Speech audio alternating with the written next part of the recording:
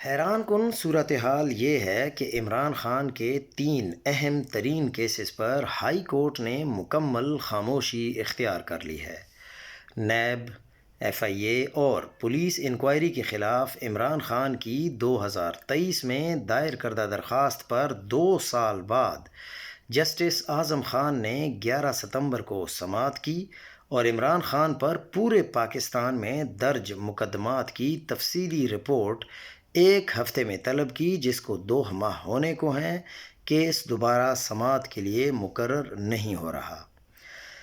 توشہ خانہ 2 کیس میں عمران خان اور بشرا بی بی کو بری کرنے کی درخواستیں جنوری 2025 میں دائر ہوئیں۔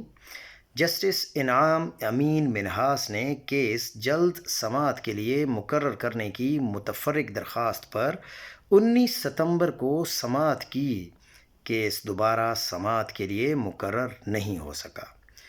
القادر ٹرسٹ کیس میں عمران خان بشرا بی بی کی سزا معطلی کی اپیلیں جنوری 2025 میں دائر ہوئیں۔ 4 مرتبہ تحریک انصاف نے چیف جسٹس سرفراز ڈوگر کے چیمبر میں دھرنا دیا۔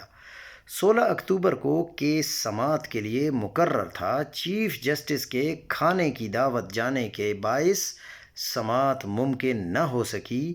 کیس دوبارہ سماعت کے لیے مقرر نہیں ہوا، مگر اب بھی پی ٹی آئی اور ان کی جماعت اور عمران خان کے چاہنے والے یہ چاہتے ہیں کہ ان کی جماعت کو جو ہدایت عمران خان نے دی تھی کہ اسلام آباد ہائی کورٹ جا کر بیٹھ جائیں، جب تک کیسز سماعت کے لیے مقرر نہیں ہوتے اس وقت تک بیٹھے رہیں۔